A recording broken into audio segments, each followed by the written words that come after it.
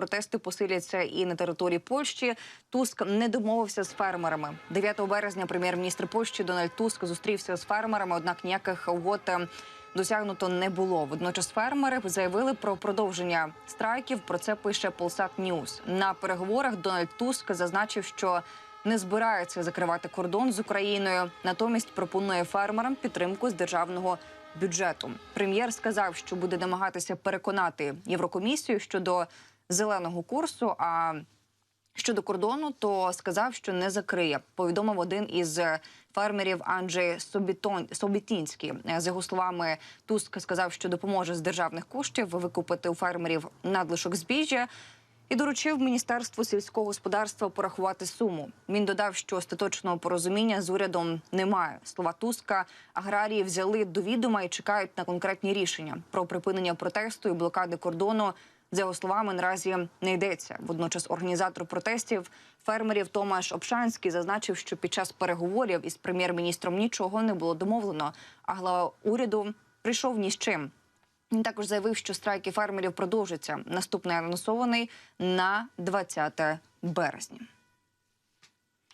Обласні та районні міста, дороги. Він буде навіть сильнішим, ніж раніше. У фермерів дуже велика проблема, тому що немає державної підтримки, хоча прем'єр-міністр робить усе, що може.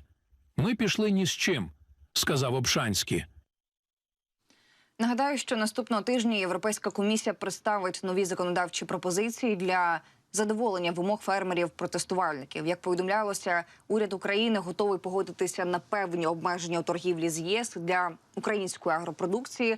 Однак влада очікує, що Євросоюз припинить експортувати сільськогосподарську продукцію з Росії. Сполучені Штати Америки готували відповідь, якби Росія застосувала проти України ядерну зброю. Проте ця відповідь була б не ядерною. Про це повідомляє The New York Times. Як зазначає видання, пік стурбованості щодо можливої ядерної атаки Росії припав на жовтень 22-го року. Тоді російський диктатор Владимир Путін заявляв, що Росія може використати ядерну зброю проти України.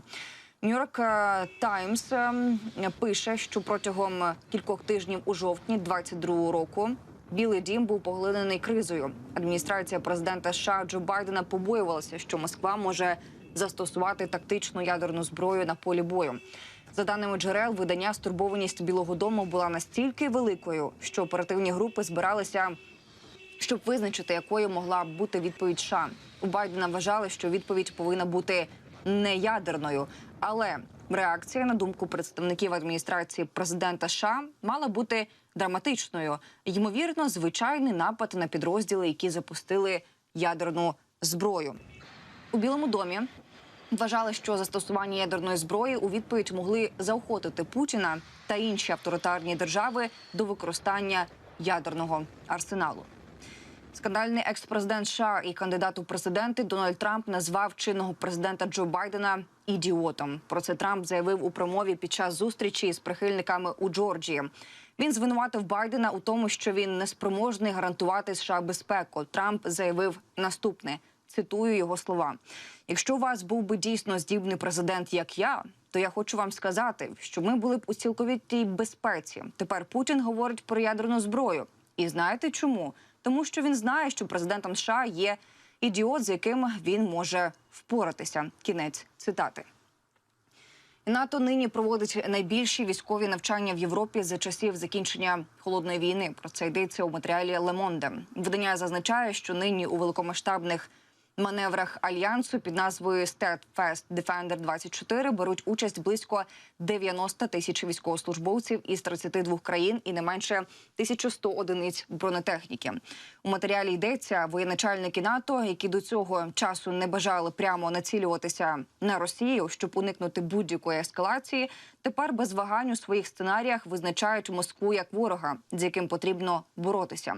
Для Dragon 24 ціль, поставлена перед військами, полягала в тому, щоб якомога швидше просунутися із Західної Європи до кордону між Польщею та Білоруссю, щоб запобігти ворожим силам.